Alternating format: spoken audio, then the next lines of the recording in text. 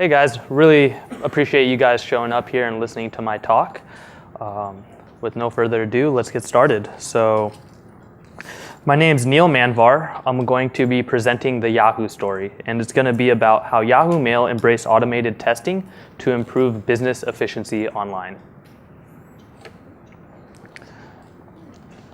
So, a quick intro about myself. So you can understand where I'm coming from and also what I'm trying to do in the future. My current position right now is a solutions architect at Sauce Labs. I've been there for about 6 months. Previous to that, I was a front-end software engineer at Yahoo for Yahoo Mail, where I worked on a lot of front-end features as well as the test automation framework and the whole continuous delivery pipeline. And that's where I got the majority of my experience. And before that, I was also an intern at Yahoo for 2 years, or 2 summers, when I was also a bachelor's, when I was studying at UC Davis, getting my bachelor's in computer science and engineering. So I've been on and off with Yahoo for a little while, including the internships and doing front-end development. And some of my hobbies include UFC, cycling, and playing basketball. So first, we're going to start off with the agenda, and I'm going to show you what we're going to cover today, and then we'll go from there. So first, I'm going to be describing the Yahoo Mail team and how they release and operate, or how they used to release and operate more accurately. And then we're going to go over their first attempt at solving their release and testing challenges, and then we will analyze that and see how it worked out. Then we're going to go and see look at some company and organization changes that happened throughout the times at Yahoo, and how those changes affected how Yahoo Mail operates and releases code today, presently. And we're going to see how they attempted to solve their release and testing challenges after these new company and organizational changes happened. At the end, I'm going to conclude with key takeaways and what I'm looking for. So Yahoo Mail used to be about 200 people, including front-end engineers, back-end engineers, middle tier, service engineers, release engineers, and the product team, even designers, etc. And they used to do bi-weekly releases, which we used to call a train or a sprint. So meaning that at the end of every 2 weeks, at that Friday, we would stop what we're doing and just focus on releasing and getting that code out to production. And just to put in terms the scale that Yahoo Mail kind of deals with and operates with is terabytes of data going through the system every day. Terabytes of emails, attachments, metadata, you name it. So that literally translates to millions and millions of emails and all that traffic going around every single day. And right now we just think of Yahoo Mail as just a basic email client. We just go to mail.yahoo.com, you see your email, but it's in reality a lot more than that. We support a lot of partners. For example, Yahoo Mail is the email client for Nokia Mail, SBC, amongst other partners. So they pay Yahoo to use the Yahoo front end and back end for their mail, but just badge it as Nokia or SBC. We also support about 90 different languages. We also support about 90 different languages, including Hindi, Portuguese, obviously English, and even BiDi ones. So it flips around. It reads from right to left rather than left to right. And this is all one code base supporting that. Also support a lot of browsers, IE9 and above, all the way to Edge, all the different Chromes, all the different Firefoxes, as well as Safari, and different platforms, meaning XP, Mac, Linux. And Yahoo Mail is a very critical application in that an email outage has serious consequences. Obviously, the users are not happy, but email is essentially modern day mail. You don't go home and then put the key in the mailbox and then expect it not to open. Same with email. You have information that you need to access and incoming stuff that you need to read and emails that need to be sent out. And you expect your email to work every single time, otherwise you can't do business the way you can. So for example, if I was going to a resume and I needed to print out my email or print out my resume, which was in my email, and I couldn't do it, then I'd have to go to my interview without a resume, and that would just look bad, and I would probably never use Yahoo Mail again. So it's one of those things that you expect to be up. Also, every time we're down or we mess up, we have to pay the advertisers back because they have paid for ad inventory. And if we're not flashing that ad for that period of time, we have to give them their money back. So there's also a lot of money involved here and a lot of financial concerns. So we're going to go on and talk about how Yahoo Mail released in the old days. I refer to them as the not so good old days because releasing was very, very tough and often resulted in a lot of change-related outages and caused problems and diverted us from development. So the release cycle looked as follows, where we would do 1 week of development. So the developers would do all the code changes and check it in. Then we deploy that code to a test server, after which the quality engineers and manual testers would hammer it and test it and make sure that it works in all the different browsers and operating systems and all the features are working as expected amongst all the different languages and partners. And so you can imagine how complicated that gets. Then then at the end of the 2 weeks, that Friday comes and we do the final whiteboard verification. So we can see here that there's some features on the left and there's some configurations on the top, such as Firefox 37, Chrome 41, and some features such as folders, compose, and attachments. So this is just a very simplified one. You can imagine how many browsers there are, how many operating systems, and how many features amongst all the different languages, all the different partners, and it just gets increasingly more complicated. So this table that we see here is nothing like the actual one that we used to use at Yahoo. The actual one took an entire whiteboard, and you would fill your name 3 times, meaning that you are going to test 3 things. And right before we release, everyone's responsible for testing 3. So we used to do this final whiteboard verification where you put your name down and then you say this feature works or doesn't work, and that would declare whether we push to production or not. And so if everything's okay, we would push to production. And this whole whiteboard verification and manual testing would happen every 2 weeks. So now we're going to dive into the not so good old days and see why it wasn't scalable and viable. But like I mentioned, every 2 weeks, everyone had to stop what they're doing and start manual testing.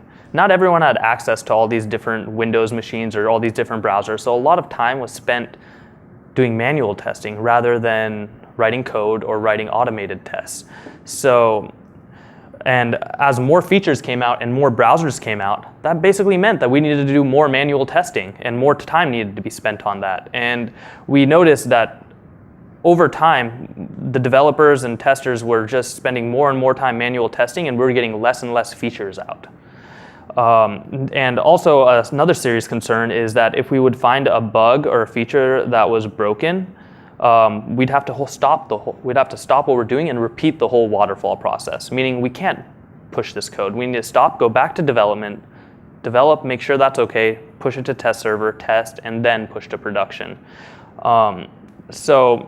And with this high dependency on manual testing, we're releasing a lot of bugs into production. For instance, I showed that the matrix verification, and I had Kevin and Neil on there. Neil is me. So if Neil showed up hungover or tired one day, he probably wouldn't do that testing very well on that Friday. And if that wasn't tested very well, that feature would go out and be broken. So let's say I didn't test compose on Firefox 37 properly, and it actually did not work. That means when we push to production, some portion of our users are not going to be able to compose in Firefox. And another big problem of this was that automated testing was not really encouraged. That you do your week of development, the QAs or manual testers would do their manual testing, and then you do the whiteboard verification, and there was no room for automated testing. You depended on catching everything through the manual testing process or letting the QA catch everything for you. So really automated testing wasn't encouraged, and there was no room left for that. And this eventually turned into a vicious release cycle. Every release got worse and worse and worse and more complicated, and we were having more outages than ever. So some negative outcomes of the not so good old days was outages / broken features. And it could be browser specific, like I mentioned, Firefox 37 doesn't work, or language specific, saying that that Yahoo Mail doesn't work for all the Hindi users, or feature specific, Compose just plain and old doesn't work on any browsers. Partner specific, it doesn't work for AT&T, Bell Rogers, or Nokia. One of the worst ones was the display ad was not showing, which meant Yahoo Mail was up, but we were not making any money because the ad was not showing, and Yahoo is a ad revenue model. So no ad, no money. Or also one of the worst is a combination of the above, meaning that Compose doesn't work in Firefox in Hindi. And debugging that was a little bit tougher. So the first solution was to invest heavily in automated testing. And what happened is the quality engineers wrote up this framework called SelNG, which was Selenium and TestNG. And it used Java, Selenium, TestNG, and Eclipse. They also started supporting an internal grid where they would host VMs that would have a few browsers such as IE9, Firefox, and Chrome. And a couple people were assigned to managing that grid, making sure that it was up and running and we could run automated testing on that grid. And the third part of this solution was invest in downstream nightly builds. So meaning when everyone goes home and is sleeping, there's all these automated tests running and all the different browsers that the internal grid supports. And in the morning, we would get the results. So this looked like a great viable solution, but it really proved differently as time went on. And I'll explain why it didn't work out. So the outcomes of solution number one. So Java was not a prominent language amongst front-end developers. In the front-end web world, it's usually JavaScript. The developers are writing JavaScript. So they didn't really want to stop what they're doing and learn Java and also adopt Eclipse and basically adopt some tech stack that they weren't familiar with.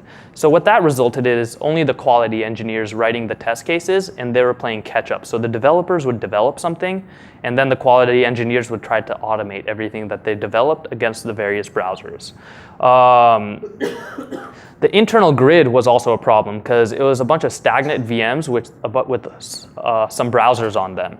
So these were not pristine VMs. So eventually disk space would fill up or temporary files would fill up and your test would fail, not due to your source code or your test code, but due to test infrastructure, which is a false positive. And if you're trying to implement a CI or a CD pipeline, you cannot have false positives. You need your test to be as reliable as possible and your test to say the truth. When it fails, that means some feature is not working or the test was written incorrectly.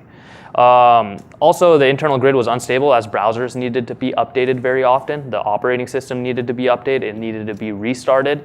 So basically, the internal grid was not giving the results that we wanted, in addition to only quality engineers were writing the tests in Java. And the downstream nightly builds, they would execute at night, and you come back in the morning, and you would see, hey, this feature is broken on Chrome, or this feature is broken on Firefox, and it forces you into this act and react model. Whereas you came into the morning and you realize, oh man, our product doesn't work on Chrome. So then you have to run to the developers and the development manager and say, I think someone messed something up. So then you have to look through the commits, figure out the offending commit, and roll back and go from there. And a lot of time was wasted because you're not developing or writing test cases, which is essentially what Yahoo Mail was in the business of doing. Yahoo Mail needs to make sure it's delivering new bug fixes, new features as soon as possible, not making sure and debugging why some new code does not work on Chrome or Firefox or IE.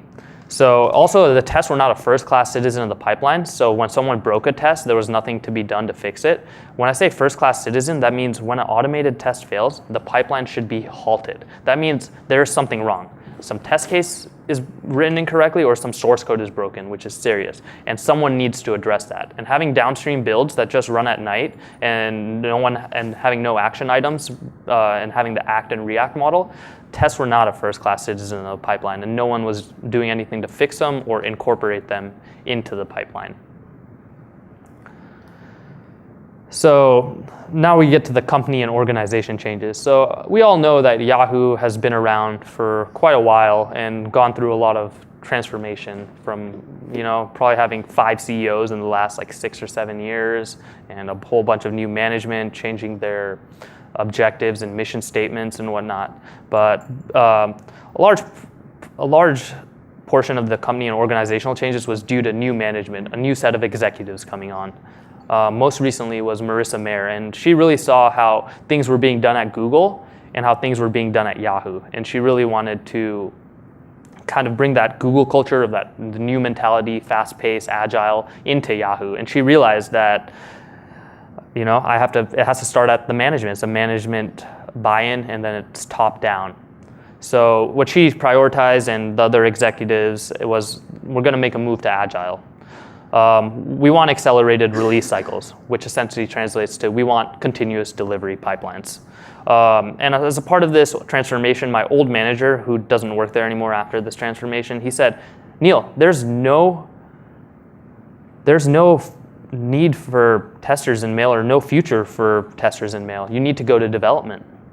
And my new manager, once I moved to development, he said, I only hire developers that know how to test.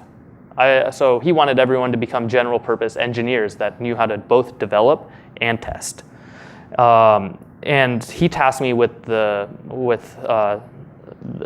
task to create a test automation framework that the developers would love and we could scale out. Not something that was Java-based that only a few people would use. He wanted everyone writing test cases.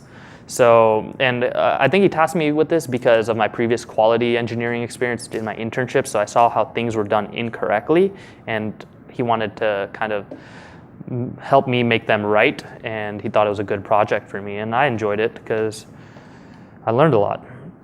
So I'm going to go through each of the parts of solution number 2 individually. So the first one was adopting Agile. So we wanted to embrace Agile and become more agile. And what that translated to is having cross-functional teams that could develop and test together, not having the waterfall method of doing a bunch of development and after that's done, doing a bunch of testing. When you write some source code, you should write some tests for it. And this is why practices like TDD and BDD really advocate, is that you do the development and the testing together. So as part of that, we needed to implement and practice continuous delivery. So make a pipeline. What this translated to at the engineering level is make a pipeline where each commit could be delivered to production unintervened automatically. And you can imagine the role automated testing plays in that, because to get each commit to production without any manual intervention, you have to run those automated tests in all the different browsers, making sure that your product or your new feature is working as expected.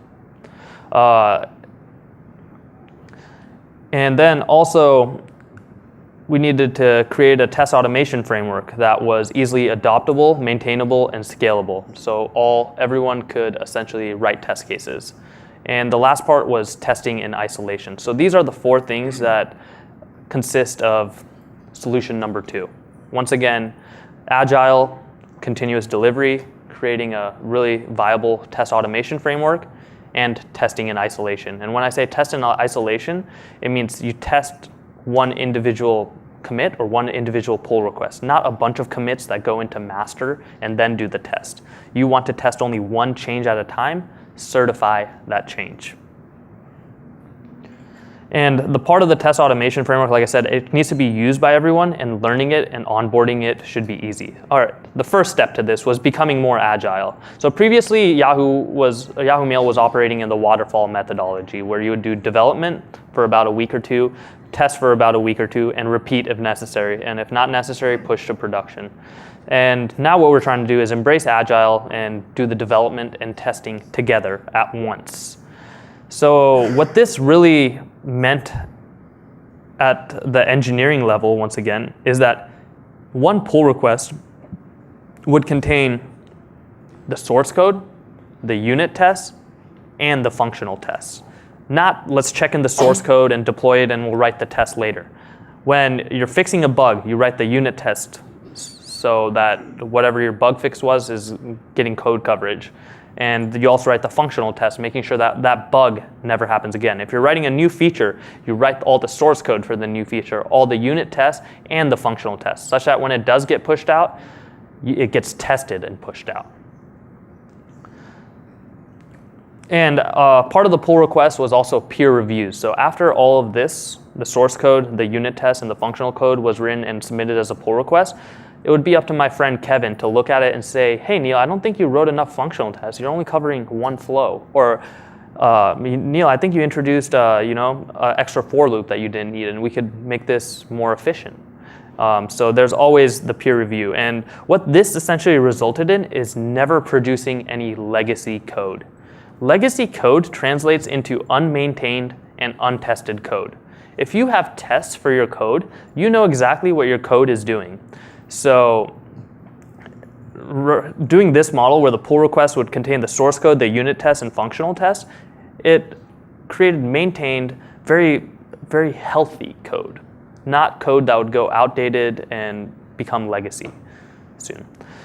The second part of the solution was crafting a test automation framework, which meant leveraging open source technologies and leveraging good technologies for automation. And what that meant to me is I'm going to go ahead and use a high-level language like Ruby, which is really easy to learn and has a lot of good tools such as Cucumber, Water WebDriver, Page Object, and Parallel Test, all which I used in my test automation framework. So Cucumber is that English-like BDD framework for writing test cases. So you could say, given I'm logged in as Neil in Yahoo Mail, and I click compose, then I should see the to field. So that would be an example of a Cucumber test case. Now, if anything went wrong in there, I know exactly why, because if it could be, if the to field verification fails, it could be either the compose wasn't clicked or the to field wasn't present. So having it in English allowed for a lot of readability and made debugging easy and also maintenance easy.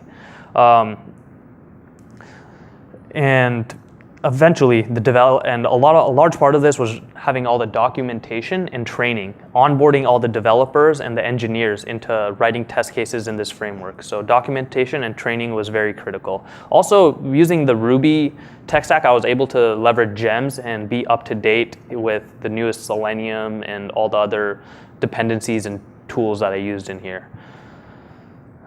At the end of the day, the developers were all saying, I love writing tests and it's easy, and I'm definitely going to do it. And that really helped because management was enforcing the writing of tests and the developers were loving it. And there was this natural marriage where good code was being put out, quality code, meaning that it was tested. So another part of the solution was continuous delivery. What continuous delivery translates to is delivering software faster, essentially, and more frequently. What that meant at the engineering level is that, I mentioned this before, is every commit should go to production unintervened. And to do that, what we did is we kept the master branch stable and deployable.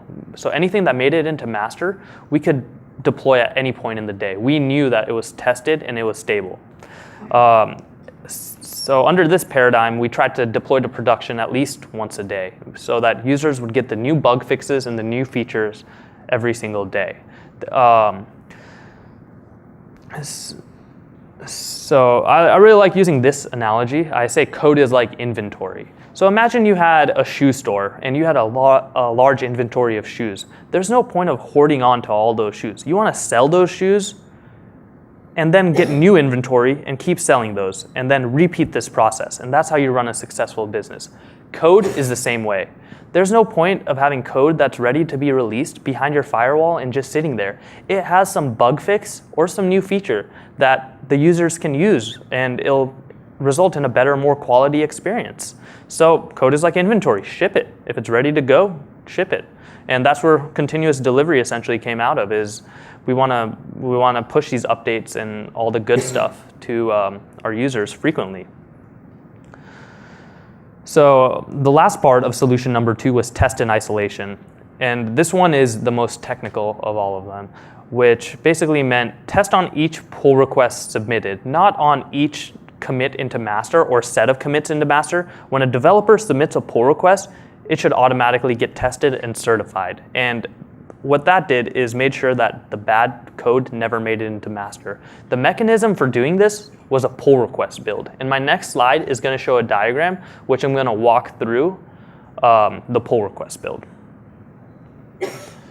Also, the pull request build, what it really helped with is enforcing over policing. So in the pull request build, I could mandate that unit tests and functional tests should pass. I could even, and I really enjoyed doing this, I added a code coverage enforcer. So if my project had 75% code coverage and my friend Kevin raises a pull request and it drops to 73%, it would automatically fail the pull request build and stamp the pull request as not safe to merge. Kevin didn't write unit tests. So I could always maintain my 75% code coverage or better through this model and make sure no untested code made it in. So here is the diagram of the pull request build. So a developer would submit a pull request. The pull request would automatically create a job inside Jenkins, which would run the unit tests, deploy if necessary, and run the functional tests, and also the code coverage checker or anything else I mentioned. And if all of that succeeded, it would come back and stamp the pull request as safe to merge, meaning that this code is good, it was tested, it has code coverage, and it didn't break any features on any browsers, etc. If it was not safe to merge, meaning it broke some feature or it didn't have the proper test coverage, it would come back and say not safe to merge. So let's say it was safe to merge, then my friend Kevin would look at it, see that everything's okay, do his peer review, and then merge it in. After it's been merged in, I know it can be pushed to production since it's already been tested in all the different browsers, all the different operating systems, and the unit test ran as well as my code coverage checker. So really what that did is it made sure no untested or bad code ever made it into master. Everything was isolated at the pull request level and certified at the pull request level. So this, in entirety, avoided rollbacks. We never needed to revert any code because all the code that made it into master was tested and master stayed stable and always deployable. So a big part of this is enforcing. As a part of the pull request build, I could enforce rather than police. I didn't need to depend on the peer review for, code coverage and functional tests being ran and syntax and coding standards. It was all enforced and mandated by the pull request build. So the outcomes of solution number 2, basically developers were held accountable for their own source code, meaning that if you wrote a bunch of source code and somehow got it through the build and didn't write any tests, and that feature went out to production untested and was broken, it basically falls on you. You could have written a test that would have made sure that it would have never been merged in. So it really held developers accountable for their source code, and when something went wrong, they were required to fix it and write tests. What this also did is it resulted in an accelerated release cycle. Because of this, since master was always stable when we could always release from master, we didn't have that vicious release cycle that every second Friday everyone had to test manually and pick 3 different things to test on different configurations and different features. We were ready to release at any given moment in time, and we were releasing frequently. And you'll hear me say this a lot: deliver quality code frequently. And what that translates to is quality code means it was tested. And releasing frequently, that's continuous delivery. That we want to get those bug fixes and those new features out to all the users as possible. And essentially what that resulted in was business acceleration. Developers were developing, testers were testing, and the development and testing was being done together. And that's what Yahoo Mail was in the business of doing, releasing new bug fixes and features. And people were working on exactly that, not focusing on releasing, but focusing on the work that needed to be done. And in the end, that increased productivity and efficiency. And that enabled Yahoo Mail and essentially Yahoo to grow. And the result was a better, more stable product, as well as happier customers. So some challenges. I talked about all the good stuff and all the rewards and benefits you can reward from continuous delivery and pull request build and all of that. But there are a lot of challenges. There's the CI, version control, and app integration. Meaning in terms of Yahoo, we have to integrate Jenkins with GitHub with our Yahoo Mail app. And testing, you need to make sure that you're able to test in all the different operating system, browsers, devices, if you're doing mobile, and all the different browser versions. And as part of the second solution, we chose not to go with the internal grid, but rather use an external cloud grid provider that could maintain all the different browsers. And that was their business, to maintain all the different browser versions, operating systems, and maintain the testing infrastructure. Also, the speed. We needed the test to be done as fast as possible so that we could merge a pull request within 10 minutes of submitting it. If it took 2 days to run the test, that would be 2 days until the pull request could get merged and get pushed to production. Also culture. We needed to get the developers and the general engineers writing tests. So that was a top-down, like I explained, and also bottom-up. They needed to love writing tests. Also, infrastructure and scale. We needed to automate the deployment and CI as well. And lastly, I just want to go over some key takeaways. Use good, maintained technologies. Often that is open source stuff that's maintained by the whole industry. And so choose good maintained technologies such as Selenium, Cucumber, etc. Develop and test together. Otherwise, you're going to end up playing catch up. That's the stage that you never want to get to. The PR build, I showed you the benefits of that as well. Continuous delivery essentially translates into business acceleration because you're concentrating on what's important, the work that needs to get done, and deliver quality code frequently. Quality code means it's tested. Delivering frequently means you're practicing continuous delivery. So last slide, what I'm looking for is kind of making this really achievable for the industry. Yahoo Mail has done this, Google is doing this, I think Facebook is, and a few others are doing this. But I want to make tools and make some product that essentially can can output a continuous delivery pipeline with a pull request build for the industry. So my first step is making functional testing easier. So I have this GitHub that has all the different functional testing frameworks. So onboarding onto automated testing is going to become a lot easier. That's all I really had. Let me know if you have any questions. Feel free to email me at neil@saucelabs.com. I really enjoyed talking and really enjoyed all you guys attending. Thank you.